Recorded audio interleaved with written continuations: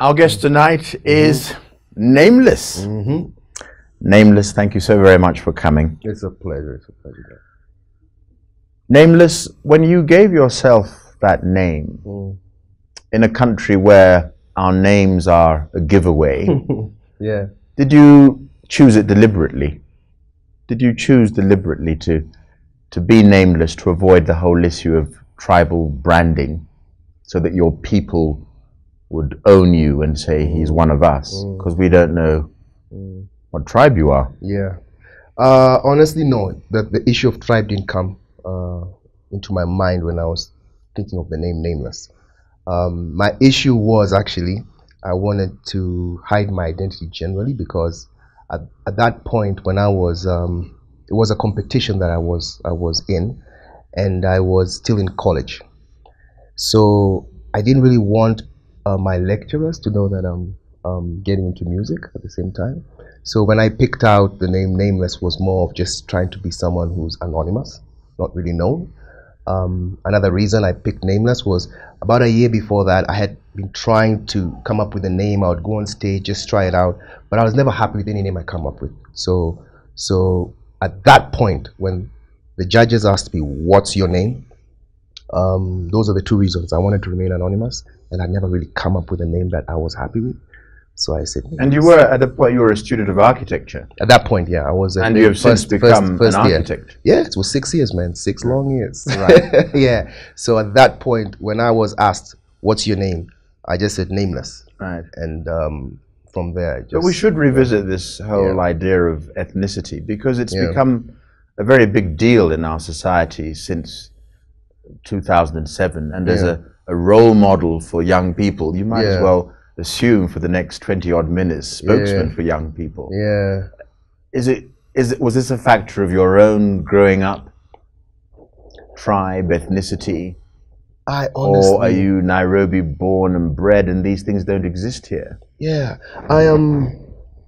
Tribe never comes to my mind unless maybe someone really pushes it out there. So as I say, like, if I get to know you, I'm like, "Hey, what's up?" I'll know you through a Christian name maybe, and it will not. My next issue would be what you do, what you like doing. It will not be what tribe are you. But how did you live the events of December 2007, January, February, March, April 2008? And because this was the country that we'd created this sort of labeling of being an alternative rainbow nation. Maybe South Africa's one, we were another. And then 5 years ago, this was knocked to pieces, this feeling. Yes, definitely. A shock to you? Big shock. Let me give you an incident that happened to me 2008. We all know what happened. So January, February, March, there was a lot of insecurity. During that time, I didn't do a lot of performances, because of course people are not going to hold shows. There's a lot of insecurity. Then March, people started saying, okay, fine, there's a bit of stability, but there was still a bit of tension. So people started calling again for shows. And I remember being called to Kisumu and Eldoret, and for the first time I got a bit worried. I'd never gotten worried to perform in any part of this country. But all of a sudden, I started getting a bit like, will the fact that I'm a Kikuyu be an issue if I went to Kisumu? That saddened me, because I've always felt at home in Kisumu. I've always felt at home in Eldoret. So it's called in Eldoret, the same thing. I'm like, man, these are my fans. This is one place that I go to perform there and I always feel at home. But they're calling me now and I'm thinking, But at some point I said, you know what? I've been performing in every part of this country for many years. I'm going to go down there. So I went to Eldoret to perform in Moi University. There was a big show there. And I kept asking them, is it secure and all that? They said, it's fine, it's fine. But when I got there, they admitted to me that there's been a bit of insecurity. And one of the reasons was because people are not sure I'm going to come for the show, they put my air ticket on the notice board to prove that I'm coming to Eldoret. But of course, I'm not called Nameless, Right. Yeah, I'm called David Mathenge. Right. So some people are like, Nameless is from this community, and stuff like that. So they were saying that, there's a bit of tension and stuff like that. But I'll be honest. That's funny because in the time that has gone by, the word tribe has become sort of a no-no. Ethnic grouping has become a no-no. Yeah. And all of a sudden, we are communities. Exactly. Do you see yourself as part of a community? Never. I don't even till today. I still don't. I never. And I try. So and who's I don't know, putting this into our minds? It's obviously politics. What is the conspiracy to your mind to make people so much aware of this? I mean, it's a political game. It's a numbers game. You know, it's not about ideologies. It's all about you know, what's the census? Okay, so how many are in this community? How many in this community? How many in this community? So if we add this and this and this, then we got 7 million voters. So let's push propaganda so that we get people voting out of fear, not out of policies. So you find politicians trying to create all that buzz of, oh, this tribe, if this tribe doesn't win, they're going to fight this tribe, and this tribe has been doing this and stuff like that. So you find people who have been friends for many years all of a sudden being suspicious of each other, you know, because of propaganda. It's too much propaganda when elections is about to happen.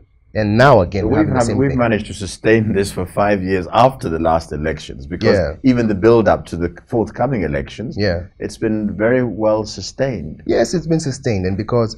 But would you be one of these musicians? You know, we have this sort of. Have you been in a situation where you've fronted?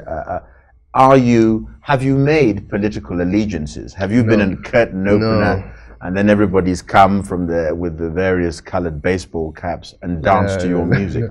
No, what normally happens is I get approached by many politicians, especially the ones who want to run for presidency, even from last elections. But I always feel like I'll be contributing to that mess. I believe that I'd rather stand for peace. Whatever you decide to pick, whoever you decide to pick, just do it peacefully.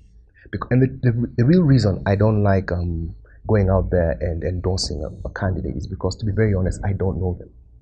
I don't know them from what kind of real person they are. So I don't want to go and tell other people who will look up to me and say, okay, fine, if he says something is good here, then it must be.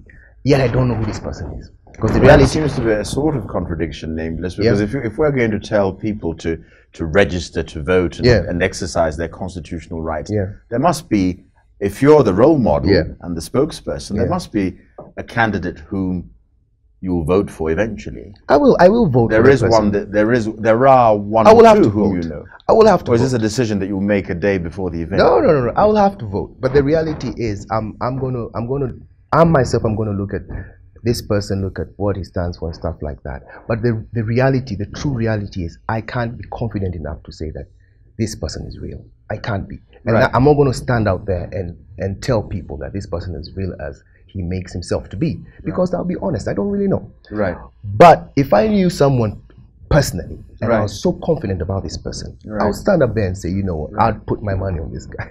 I'll put my belief on this guy. Right. But right now, I would not want to do that. So what I would want to do is to tell people, these are the kind of things you need to look out for. Right. When you're picking out a leader.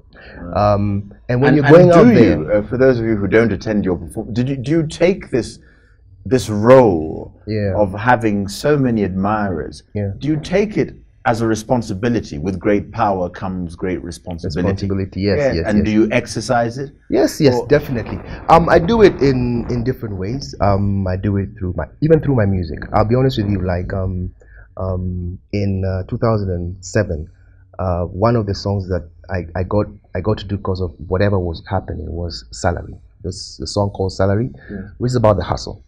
And the reason I decided to write that song was because I felt that, I mean, we're all there talking about, peace and stuff like that. But I felt that people were immune to such messages.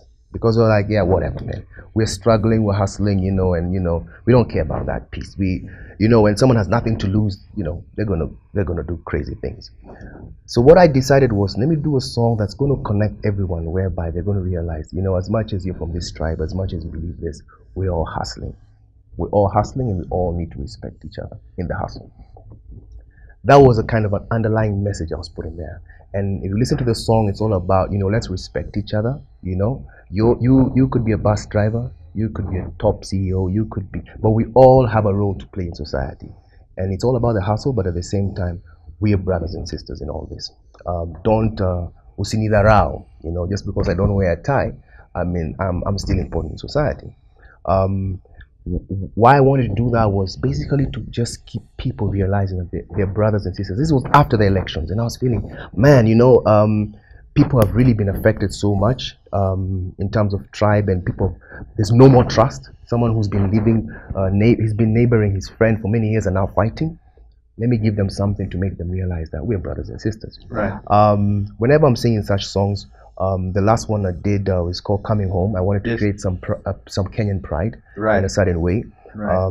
Whenever I'm doing such songs, I stop, talk a bit to people, keep reminding them, you know, we're brothers and sisters, we're hustling and what. Let's not let the politicians, you know, take advantage of us. Right.